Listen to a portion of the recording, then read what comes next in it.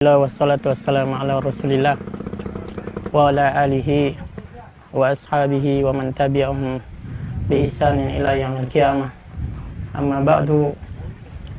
Saudaraku muslimin dan muslimah rahimakumullah, sesungguhnya di antara prinsip agung di dalam beragama dan merupakan fondasi yang sangat mendasar adalah yakni mewujudkan keikhlasan dalam seluruh ibadah kepada Allah SWT. Sebagian ulama berkata, ikhlas adalah yaitu ketika engkau tidak membutuhkan yaitu seorang saksi pun selain Allah SWT atas amal-amal perbuatanmu, dan ketika engkau tidak mengharap selainnya yaitu sebagai pemberi ganjaran. Saudara kaum muslimin, ikhlas ini adalah yaitu asas dakwah para nabi dan para rasul. Allah SWT berfirman dalam surat Al-Bayyinah ayat yang kelima, "Wa ma umiru illa liya'budullaha mukhlishina lahuddin." Tidaklah mereka diperintahkan melainkan agar mengikhlaskan yaitu ibadah dalam melaksanakan ketaatan kepadanya. Dalam Quran surat Az-Zumar ayat yang ke-14, "Qulillaha a'budu mukhlishal lahuddin." Katakanlah, hanya Allah lah yang aku sembah dengan mengikhlaskan yaitu ibadah dalam menjalankan agama kepadanya. Dalam Quran surat Al-Muluk ayat yang kedua, Allah berfirman, "Allazi khalaqal mauta wal hayata liyabluwakum." Dialah yang telah menciptakan yaitu kematian dan kehidupan, liyabluwakum, untuk menguji kalian, ayyukum ahsanu amala, siapakah di antara kalian yang paling baik amalannya. Imam Fudail bin Iyad berkata, paling baik amalannya akhlasuhu wa aswabuhu, yakni yang paling ikhlas dan paling benar amalannya. Paling ikhlas yakni paling mentauhidkan Allah Subhanahu wa taala dan paling mengikuti sunnah Nabi SAW. Satu amalan, kata beliau, yang dikerjakan dengan penuh keikhlasan namun tidak sesuai dengan sunnah Nabi SAW, amalan itu tertolak.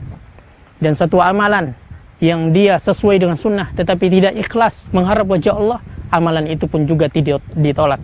Oleh karena itu, saudara kaum muslimin, seluruh amal ibadah kita dia akan bermanfaat apabila terpenuhi padanya dua syarat, yakni ikhlas dan ittiba. Inilah yang disebutkan oleh Allah dalam Quran surat Al-Kahfi ayat yang 110. "Faman kana yarju liqa'a rabbih falyamal amalan shalihan." Siapa yang berharap perjumpaan dengan Tuhannya, maka hendaknya dia melakukan amal soleh. Amal soleh, amal yang sesuai dengan sunnah. Wala yusyrik bi'ibadati rabbih ahada.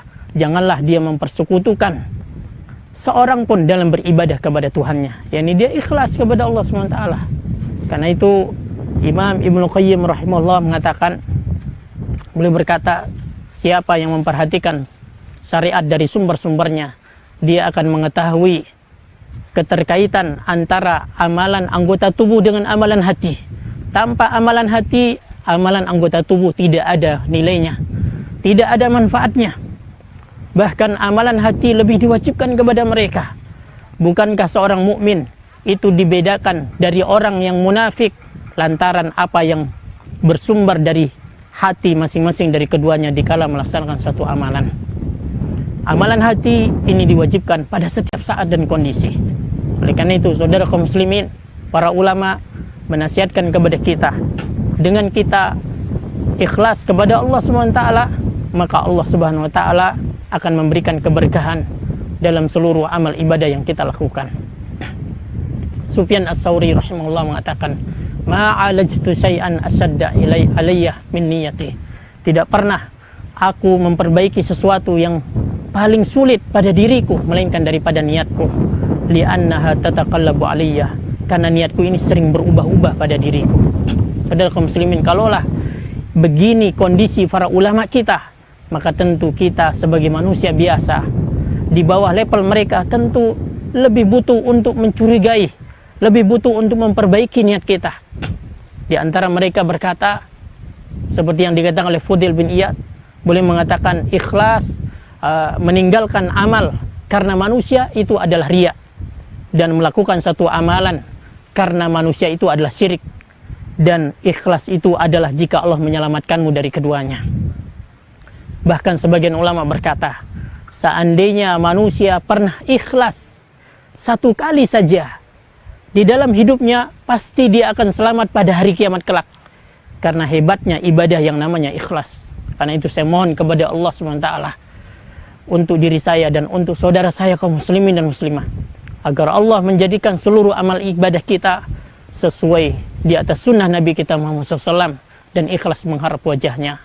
Inilah yang bisa saya sampaikan. Wallahu ta'ala a'lam. Wassallallahu ala nabiyina Muhammad wa akhiru da'wana alhamdulillahi rabbil alamin.